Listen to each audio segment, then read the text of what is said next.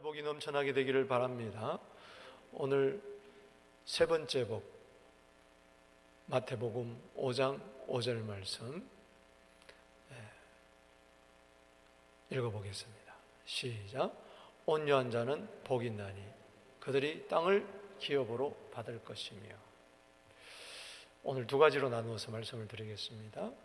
먼저 첫 번째는 복이 있도다 온유한 자는, 이 뜻이 무엇인가 살펴보도록 하겠습니다. 온유하다, 우리 한문으로 이야기한다면은 따뜻한 온, 또 부드러울 유, 참 따뜻하고 온화한 또 부드러운 그런 성품의 소유자를 이야기하는 것이죠.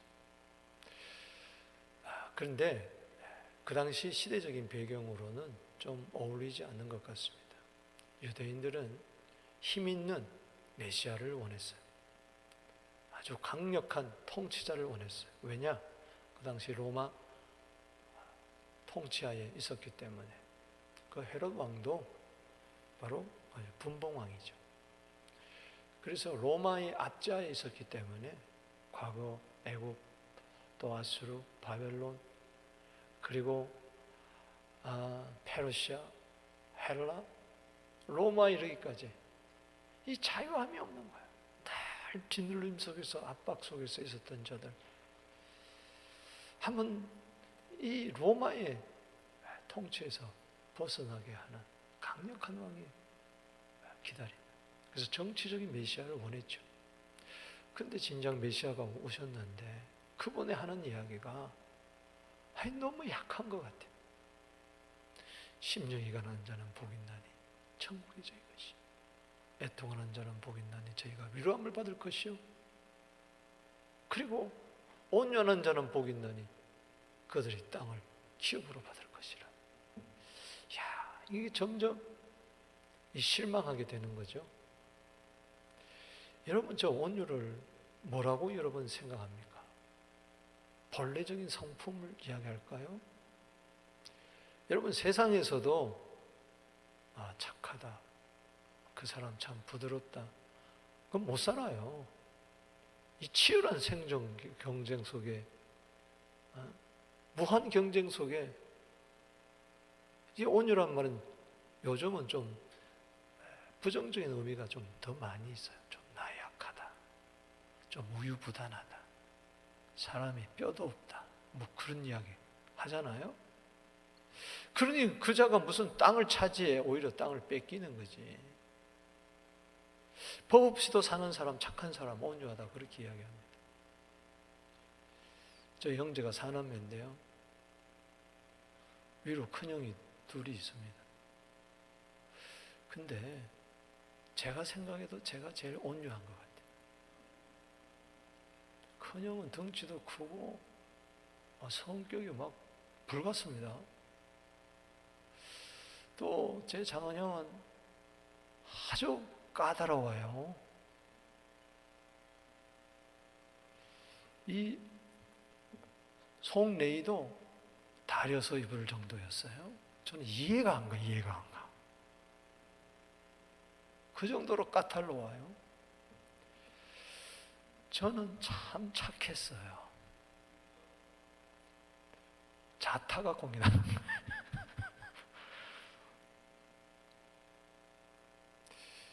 저는 욕이란 걸 해본 적이 없습니다. 새끼란 소리도 안 했어요. 꼰대란 말, 이런 말은 하면 지옥 가는 줄 알았어요. 지옥 가는 줄. 제가 강단에서 이렇게 막 큰 소리로 막 설교하니까 저를 굉장히 강한 사람으로, 이렇게 센 사람으로 이야기하는데, 저는 알부남입니다. 알부남이 뭐냐? 알고 보면 부드러운 남자라는 거예요. 그래서 이렇게 부흥회 같은 데 가면은 뭐 강단에서 막 불을 토하듯이 설교를 하잖아요. 그런데 이제 식사 대접하는 분들하고 1대1로 이렇게 만나서 이야기하면은 다들 놀래요. 목사님이 이렇게 부드러우신 분인 줄 몰랐다고. 이런 분들만 모르는 것 같아요. 여러분, 태어날 때부터 아주 부드러운 그런 천연적인 성품을 가진 자가 있어요. 오늘 그런 거 이야기하는 거 아닙니다.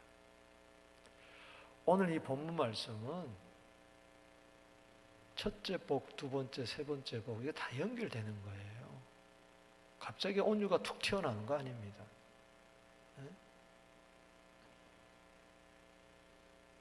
심령이 가난하다.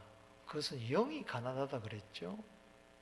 이거는 사람 속에 있는 영이 고린도전서 2장 11절에 있다 그랬는데 속사람, 마음속에 숨은 사람, 이 사람이 데살로니가서 5장 23절에 보면 영이 있는데 영이 가난하다는 것은 영이 다른 말로 이야기하면 born again 했다는 거예요. 거듭났다는 거예요. 아멘이십니까? 영이 죽으면은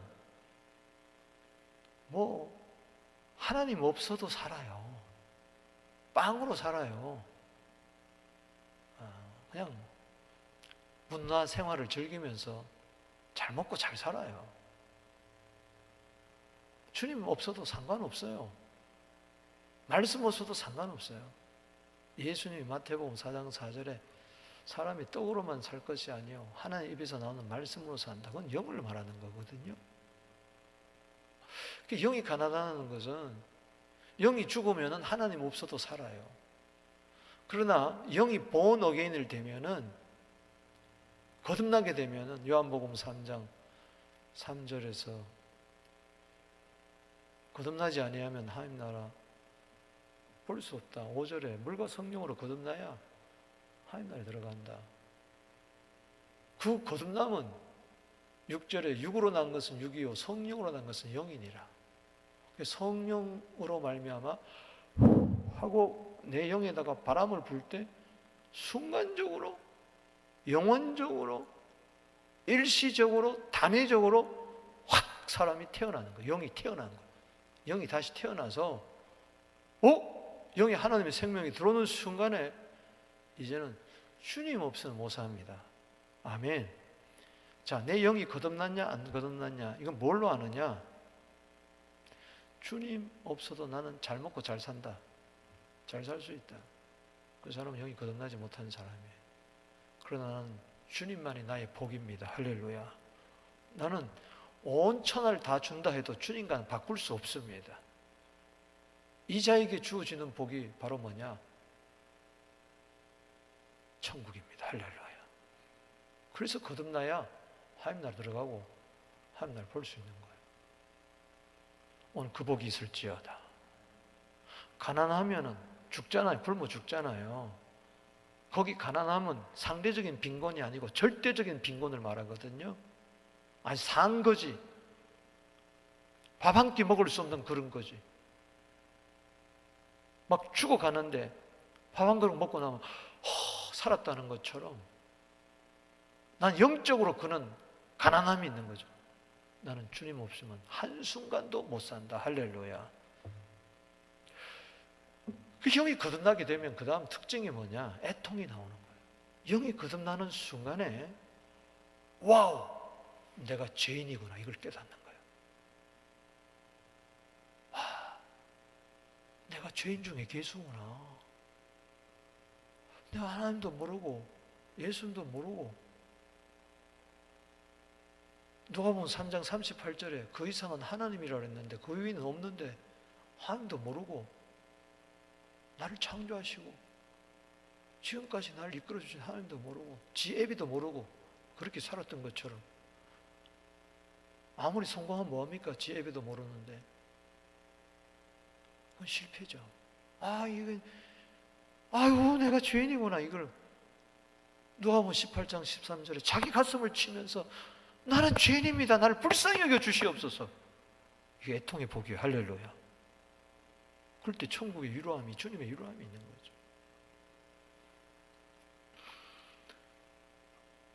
거죠. 회개하는 심령이죠. 애통하는 심령. 애통하고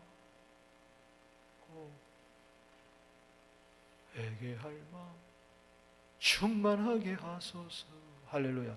성령이 거듭나게 하고 성령이 그렇게 깨닫게 하는 남의 죄가 보이는 게 아니고 내 죄가 보이는 거죠. 그때부터 하나님이 나를 이제 이끌어 가십니다. 여러분, 이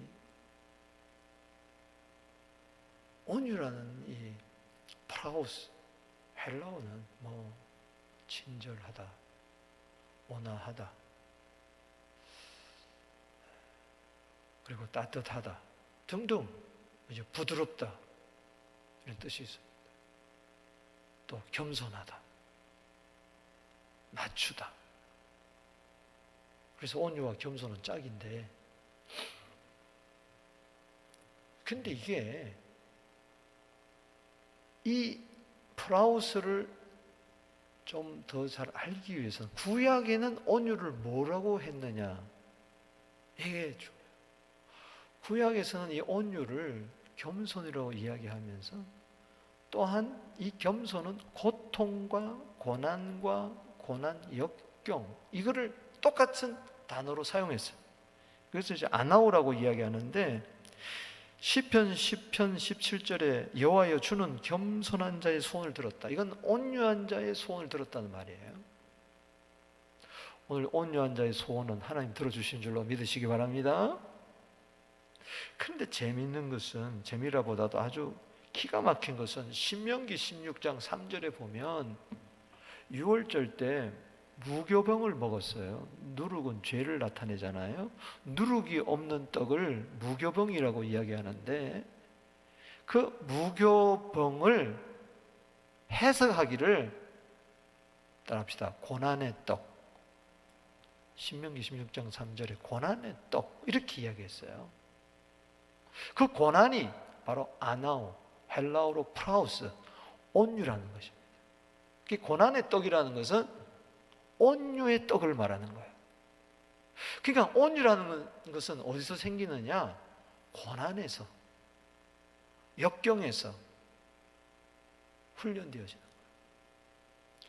그러니까 저 온유는 본래적인 성품이 아닙니다. 제1의 천성이 아니고, 이제 살아가면서 이런 고난 저런 역경, 이런 아픔 저런 실패, 이런 막 인생살이 속에서 막 가슴앓이를 하는 가운데서 하나하나 모난 것이 깎여지고 다듬어지는 가운데서 생겨나는 훈련되어진 제2의 성품을 말하는 거예요. 태어나면서 가지는 게 아니고. 그러니까는 본래적으로 착한 게 아니고 깎여지고 또 막 세파 속에서 막 뒹굴면서 이러면서 훈련되어지는 가운데서 친절과 부드러움 이런 게 나오는 걸 말하는 거예요. 이 프라우스라는 이 온유를 동물에게도 사용돼요. 동물을 바라보면서 저 참 온유하다, 개 보고 참 온유하다, 프라우스하다 이렇게 이야기를 해요. 이건 어떤 개를 말하느냐? 굉장히 거칠렀는데 막 어랑거리고 막 불독처럼 막 이랬는데, 이제 개 훈련하는 데 가서 조련사가 잘 이렇게 훈련을 시켰더니 아주 부드러운 그런 개가 됐다는 거예요. 특별히 이건 야생마가 준마가 될 때 사용됩니다. 저 야생마가 나옵니다. 이건 길들일 수도 없어. 누가 보통 사람은 길들일 수 없어. 그냥 뒷발질하고 받고 막 이리 뛰고 저리 뛰고 길길이 날뛰고 어떻게 할 수가 없어. 이거는. 그런데 한 3년 동안 광야에 오두막 지어놓고 그 속에 처박아 놓고 조련사가 어떨 때 먹을 것도 안 주고 이래저래 훈련을 시켜가지고 어떻게 되느냐, 저렇게 돼버리고 말아요. 날 잡아 잡수. 길들여지는 거예요. 여기 잘 길들여졌다. 그래가지고 이제는 야생마가 뭐예요? 준마가 되는 이 상태를 바로 뭐예요? 온유하다, 그런 뜻이. 이제는 말에 제갈도 먹이고, 이리 와라 그러면 이리고, 저리 가라 그러면 저리, 앉으라면 앉고, 서라면 서고, 가자면 가자, 달리하면 달리.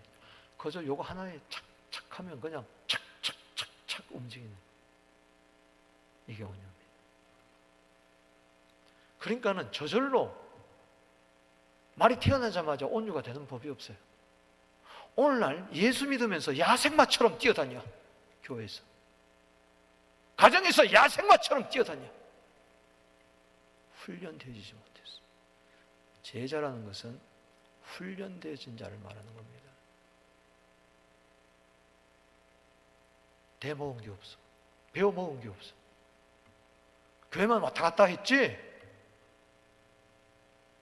훈련 받지를 못했어. 주님께 훈련 받은 바가 없어. 그래서 주님은 이런 고난 저런 고난, 이런 역경 저런 역경, 이런 아픔 저런 아픔을 통해 가지고 인간관계든지 경제적인 문제든지 질병이든지 이래저래 막 훈련을 시키는 거야. 여러분, 주님께 길들여지게 되기를 주 이름으로 축원합니다. 주님, 나를 억어하소서, 나를 제어하소서. 생각과 태도와 말과. 야고보서 3장 8절에 보면은 이 혀는 능히 길들일 수 없어서 악독이 가득하다고 그랬는데 온유하지 못해서 그런 거죠. 온유에 대해서 가장 잘 설명한 것은요, 민수기 12장입니다. 성경에서 처음 온유란 말이 등장되는 게 민수기 12장 3절이에요. 이것처럼 온유를 제대로 설명한 장이 없어요.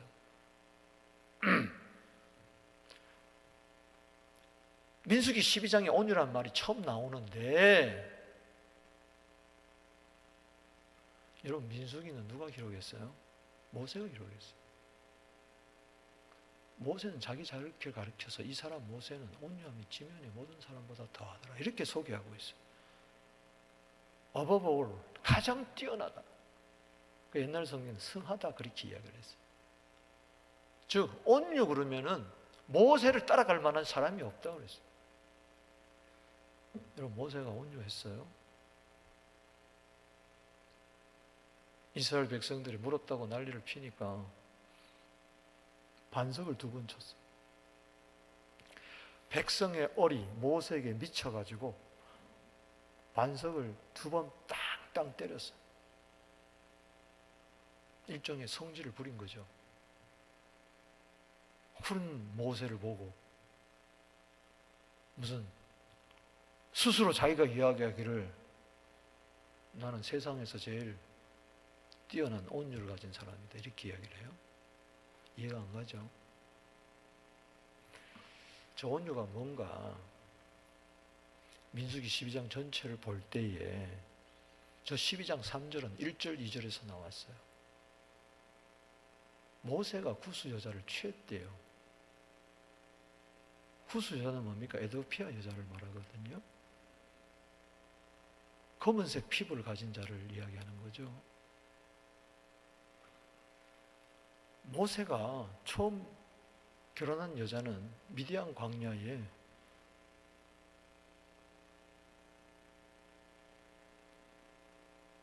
여자, 미디안 여자 누구였어요? 시보라였어요. 그런데 죽었어요. 성경에 죽었다는 말은 없지만 재혼을 한 거죠. 2번째 부인을 맞이했는데 이스라엘 백성이 출애굽을 하게 될 때에 이스라엘 백성만 한 게 아니고 기타 여러 종족들이 함께 나왔어요. 잡족이 나왔죠. 그 중에 구스인들도 있었어요. 근데 하필이면은 구스 여자랑 결혼을 했냔 말이죠. 그러니까는 모세의 누나하고 형은 이해를 못하는 거예요. 그래서 비방하기 시작했어요. 아니 당신이 지도자라고 하면서 왜 유대 여자랑 결혼하지 않고 왜 구스 여자랑 결혼하냐? 여기는 깊은 뜻이 있습니다. 하나님이 왜 유대인만 출애굽시키지 않고 잡족들도 시켜주셨느냐? 하나님은 유대인만의 하나님이 아니고 이방인의 하나님이시다. 할렐루야. 그걸 이제 모세의 삶을 통해서 알려주는 거죠. 근데 그 깊은 속뜻은 모르고 겉으로 드러난 것 가지고 평가하는 거예요. 좁은 시야를 가지고 평가하는 거예요. 여호와께서 모세만 말씀하느냐? 기회는 완 거예요. 그동안 아니 동생이 자꾸 뭐 출굽의 영도자다 지도자를 하면서 뭐 시내산에 가더니 40일 동안 있고 뭐 내려오더니 뭐 십계명 받았다 그러고 뭐 성막 짓고 백성들이 따르고 하니까 왜 모세만 말했냐? 우리와도 말씀하지 않느냐? 요즘 말로 말하면은 우리도 예수 믿는 사람이야. 우리도 성경 읽고 다 큐티하고 우리도 괜찮은 사람이야. 따라합시다. 여호와께서 이 말을 들으셨더라. 자, 모세는요 비방할 때 아무 말 하지 않았어요. 대꾸도 하지 않았어요. 왜? 하나님께 맡겼어요. 왜? 하나님이 들으셨으니까. 민수기 14장 28절에 따라합시다. 내 귀에 들린 대로 행해 주겠다. 하나님이 다 들었어요. 그러니 네가 나를 비방하지만 나를 비방하는 말을 하나님이 다 들으시니 하나님이 내가 잘못하면 하나님이 나를 심판할 거고 당신을 잘못했으면 하나님이 심판할 거다. 하나님께 맡겨버린 거예요. 온유는 뭐냐? 하나님께 맡기는 겁니다. 하나님이 다 듣는다고 믿고 하나님을 신뢰하는 겁니다. 그리고 가만히 있는 거예요.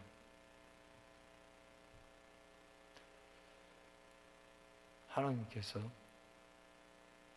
다 듣고 나서 모세가 가만히 앉아 있을 때 하나님이 부릅니다.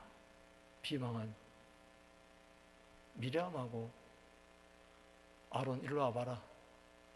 성막으로 부릅니다.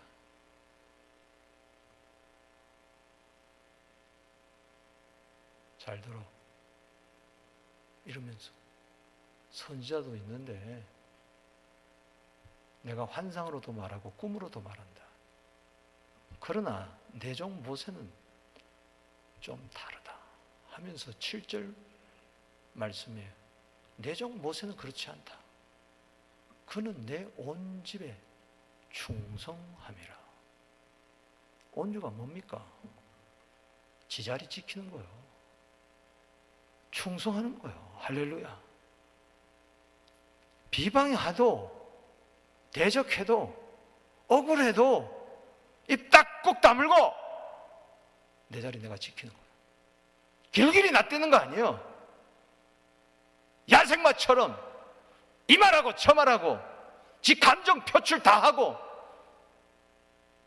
어쩌고 저쩌고 하는 게 아니라 하나님이 들으셨으니 가만히 있는 거예요. 그리고 내 자리 여전히 지키는 게 충성하는 게 온유요. 아멘이십니까?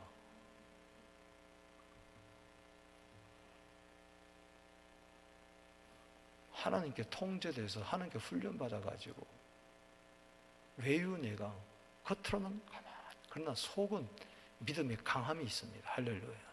하나님을 신뢰하는 강함이 있습니다.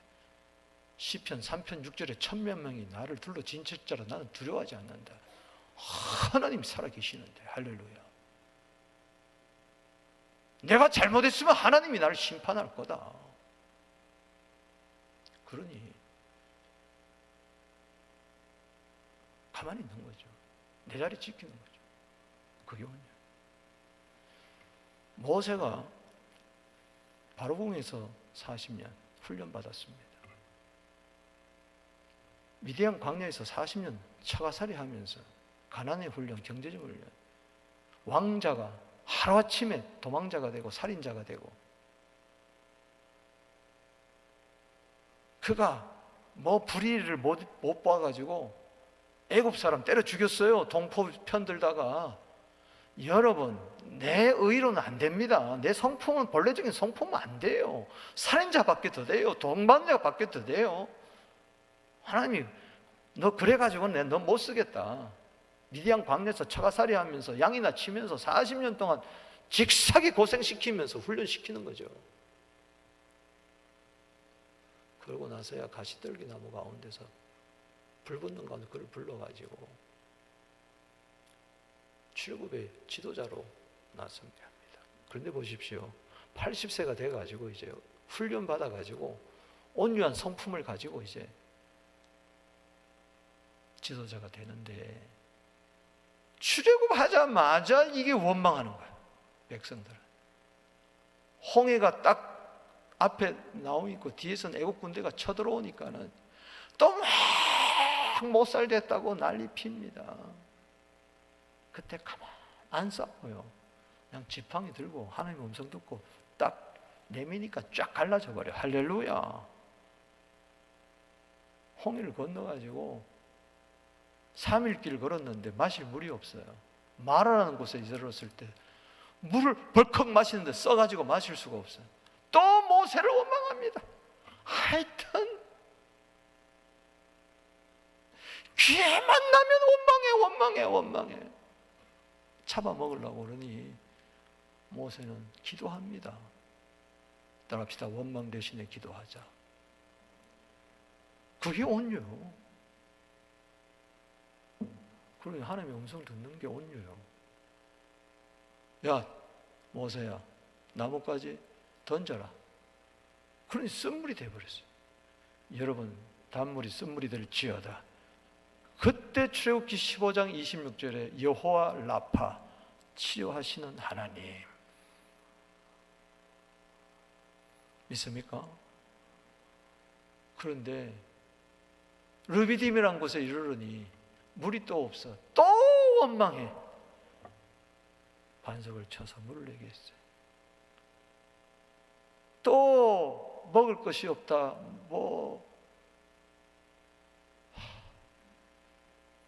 끝도 없어. 하늘에서 만나 메추라기 먹이고, 하여튼 계속 고라자손부터 시작해서 또 원망.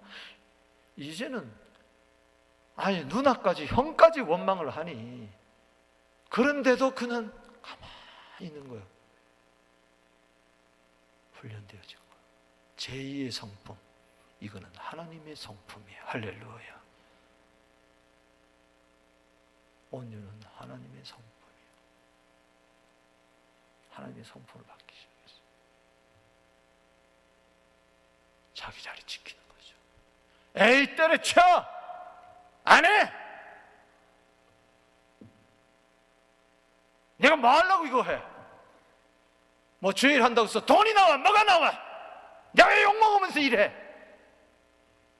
그건 야생마입니다. 야생마. 아직 준마가 되지 못한 거예요. 그 말은 아무도 탈 수가 없어. 혼자 광야를 뛰어다니는 거예요. 지 마음대로. 길들여져야 돼, 하나님께. 하나님이 다 알아서 해주시잖아요. 8절에 뭐? 나하고 같다고? 그와는 내가 대면하여 명백히 말하고 은밀한 말로 하지 않아. 그는 여호와의 형상을 보고는 네가 어찌하여 내 종 모세 비방하기를 두려워하지 않느냐. 모세는 절대 비방하는 미리암과 모세를 아론을 향해서 당신 왜 나를 비방합니까? 그렇게 말하지 않았어요. 하나님이 미리암과 아론을 불러놓고 너 왜 비방해? 너 두려워하지도 않느냐?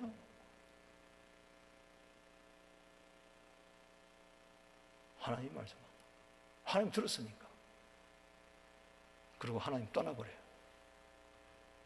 떠나는 순간 갑자기 미리암에게 나병이 생기기 시작했어요. 썩어 들어가는데 죽은 자 같이 됐다 그랬어요. 죽으면 살이 썩어 들어가는 것처럼 미리암의 지금 상태가 영적으로 죽은 거예요. 문둥이처럼 썩어 들어가는 것도 모르고 비방을 하고 앉았어요. 그러니 여기 보면은 미리암과 아론이라고 그랬어요. 미리암이 주동한 거죠. 하나님은 주동자를 색출해서 그냥 썩어 문드러지게 만드니까 아론이 놀래가지고 아이고 우리가 어리석게 범죄했습니다. 모세 좀 기도해줘. 중부기도를 부탁합니다. 그때 모세는 보세요. 온유함이 이겁니다. 민수기 12장 13절에 모세가 여호와께 부르짖어 이르되 하나님 그를 고쳐주옵소서. 여러분 온유가 뭡니까 도대체? 모세의 온유에서 배우는 것은 하나님께 다 맡기고 누가 나를 비방하든 뭐하든 상관치 말고 입 다물고 내 자리 내가 지키는 거예요. 할렐루야. 교만 떨지 말고 잘난 척하지 말고 혼자 어려운 척하지 말고 남의 멱살 잡지 말고 남의 있는 티 빼려고 그러지 말고 진호에 있는 들보 보고 주님 나는 죄인으로서이다.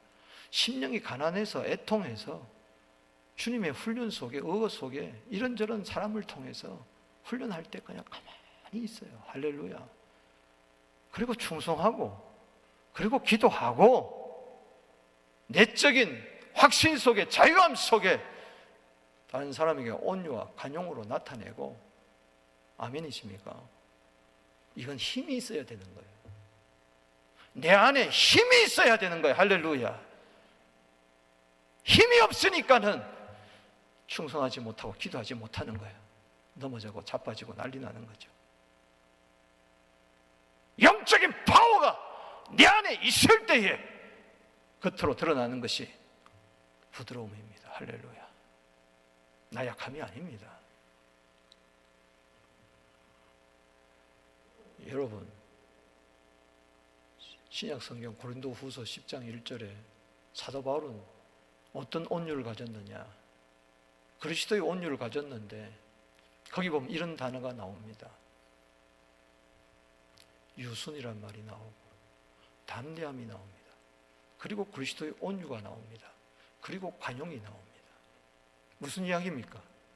온유를 설명할 때 유순함과 담대함과 이것이 그리스도의 온유다. 그것으로 나는 관용을 한다 그랬어요. 넓은 마음을 가진다는 거죠.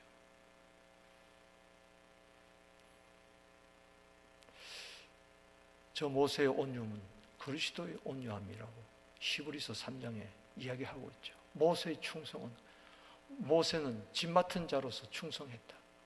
오늘 7절 말씀 다시 한번 보세요. 여기 뭐라고 그랬어요? 민수기 12장 7절. 내 종 모세는 그렇지 않다. 그는 내 온 집에 여러분 하나님의 전에서 충성하게 되기를 주 이름으로 축복하는 것입니다.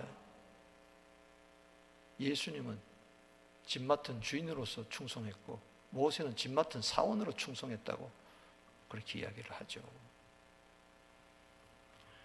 디도서 3장 2절입니다. 아무도 비방하지 마라. 다투지도 말아라. 관용해라. 범사의 온유함으로 모든 사람이 나타낼 것을 기억해라. 잊지 마시기 바랍니다. 시편 109편 4절 내가 좋아하는 말씀입니다. 나는 사랑하나 저는 나를 대적하니 나는 기도할 뿐이라. 시편 57편 6절에 억울합니까? 기도하세요. 9절 감사함으로 찬송으로 바뀌게 될 줄로 믿습니다. 예수님이 산상보훈이 누가복음에는 이렇게 나타납니다. 6장 28절에 저주하는 자 축복해줘라. 모욕하는 자를 위해서 기도해줘라. 온유를 말합니다. 입밤을 원하면 젖밤을 내밀어라. 겉옷을 달라고 하면 속옷까지 주어라. 이 말씀을 가지고 마태복음 5장 39절에서는 이렇게 이야기합니다.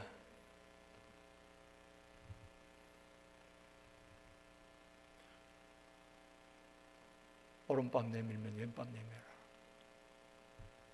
악한 자를 대적하지 말고 오른밤 때리면 왼밤 내라 때리라. 송사를 해가지고 고소를 해가지고 속옷달라고 하면은 겉옷까지 내줘라. 억지로 오리까지 가자고 하면 심리까지 걸어가 줘라. 44절에 원수 사랑하고 핍박한 자 위해서 기도해라.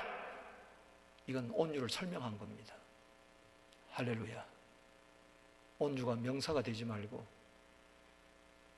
잘 훈련되어서 야생마가 준마가 되는 것처럼 그렇게 될지어다.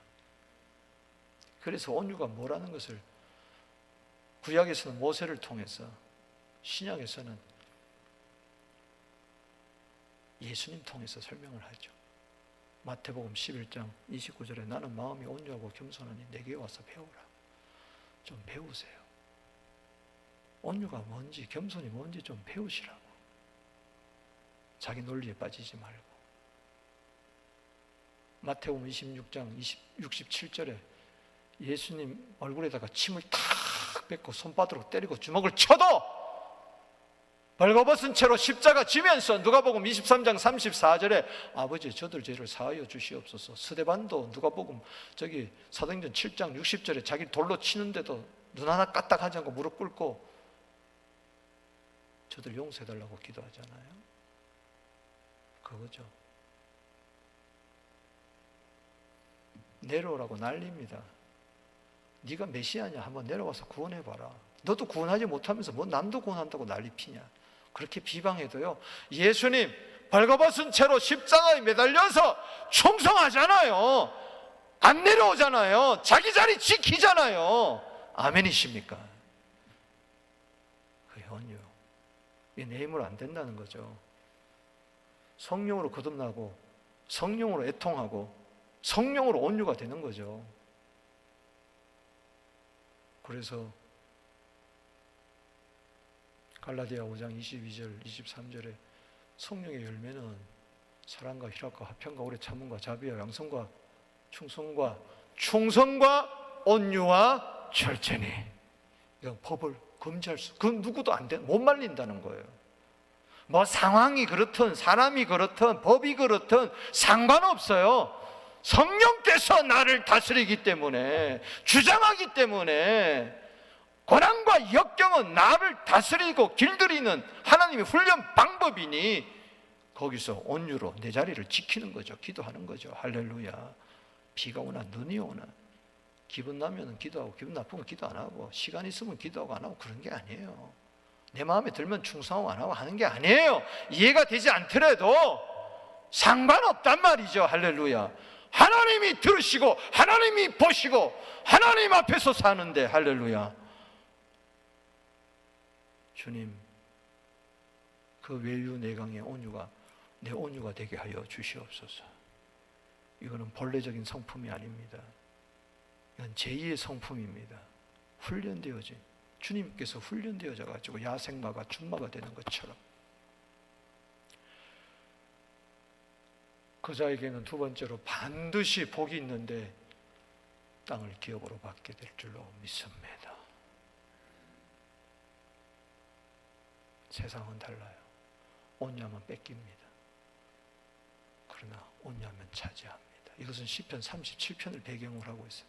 시편 37편 다윗이 힘들고 어려운 가운데서도, 고난 가운데서도 외칩니다. 땅을 차지한다, 땅을 차지한다, 땅을 차지한다. 그 중에 하나가 시편 37편 1절입니다. 온유한 자들은 땅을 차지한다. 온유의 결과가 뭐냐? 천국이다. 화평과 기쁨이 있다. 로마서 14장 17절이죠. 마태복음 5장 3절, 4절, 5절 똑같은 겁니다. 천국 위로 땅 차지하는 것. 여러분, 땅을 차지하는 것은 결국은 천국을 말합니다. 새하늘과 새 땅을 차지할지어다. 이사야 66장 22절에 새하늘과 새 땅, 베드로후서 3장 13절에 새하늘과 새 땅, 그것이 정말 이루어지더라고요. 계시록 21장 1절에 처음 하늘과 처음 땅은 다 사라지고 새 하늘과 새 땅 새로 살림이 임하더라. 나는 그곳에 들어가게 될 줄로 믿습니다. 차지한다는 것은 뭐냐? 땅을 기업으로 받는다는 것은 상속받는다는 걸 말합니다. 여러분, 하나님이 천국을 상속한대요. 할렐루야. 그곳에는 온유한 자만이 들어갈 줄로 믿습니다. 온유하지 못하면 못 들어가는 거죠. 그래서 복을 받아야 되는 거예요. 복 받아야 온유하게 되고 온유하게 돼야 천국에 들어갈 줄로 믿습니다. 야생마는 못 들어갑니다. 맨날 지 마음대로 하고 싶은 대로 할 말 다 해버리고 성질 낼 거 다 내버리고 갈 때 다 가고 죄질 거 다 짓고 지 하고 싶은 거 다 하고 한 번도 성령의 통제되지를 못해보고 한 번도 말씀에 의거해서 살지 못하고 말씀 따로 생활 따로 신앙 따로 생활 따로 무슨 소용이 있겠어요? 그러고도 천국 간다면 지옥은 없는 거죠. 온유한 자만이 땅을 차지합니다. 할렐루야. 이 땅에서도 마찬가지죠. 천국은 두 가지입니다. 하늘나라 가는 거하고 이 땅하고. 이 땅에서도 천국을 경험하시기를 주 이름으로 축원합니다. 내 안에 천국이 이루어지게 되면 기쁨과 화평이 있는 거예요. 누리는 거예요. 할렐루야.